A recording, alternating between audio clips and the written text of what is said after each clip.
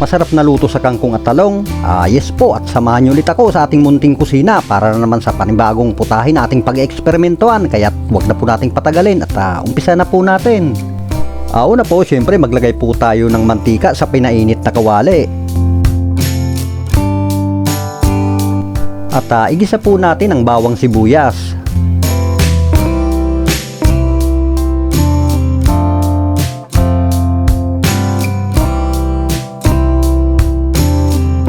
At isunod nating igisa ang karne ng baboy.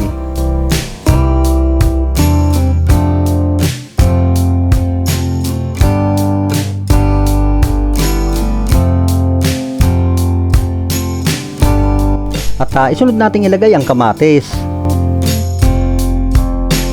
At maglagay din tayo ng crack na paminta. At haluin natin tong mabuti hanggang sa tumingkad ang kulay ng karne.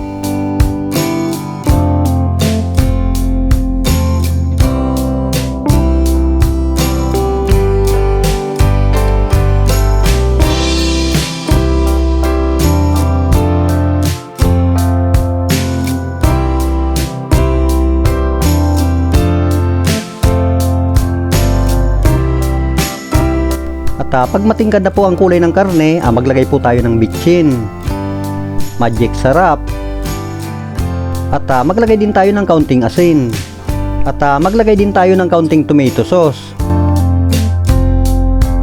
At haluin ulit natin tong mabuti.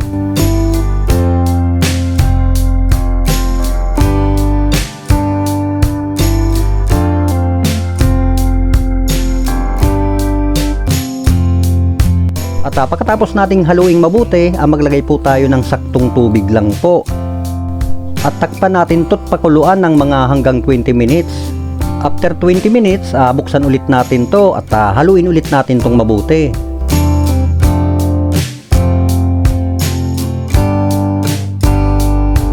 At pagkatapos nating haluing mabuti, pwede na po nating ilagay yung ginayat na talong. At haluin ulit natin tong mabuti.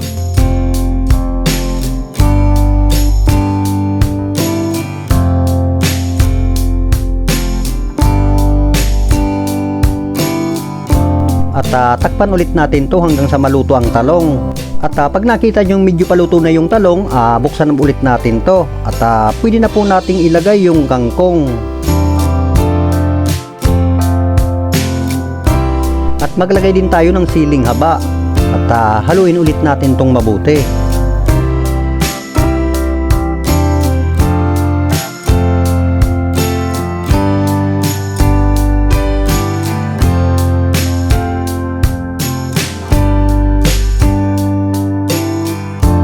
At takpan ulit natin to hanggang sa maluto po yung kangkong.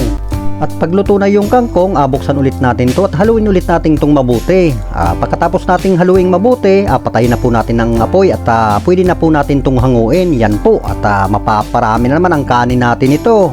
At yan po mga kakusina, sa lahat po pala na nakapanood na ng video, maraming salamat po. Mapabago mang luto o mapaluma man, mas lalo pa nating pasasarapin. At kita-kits na lang po tayo sa susunod na i-upload kong video at maraming salamat po.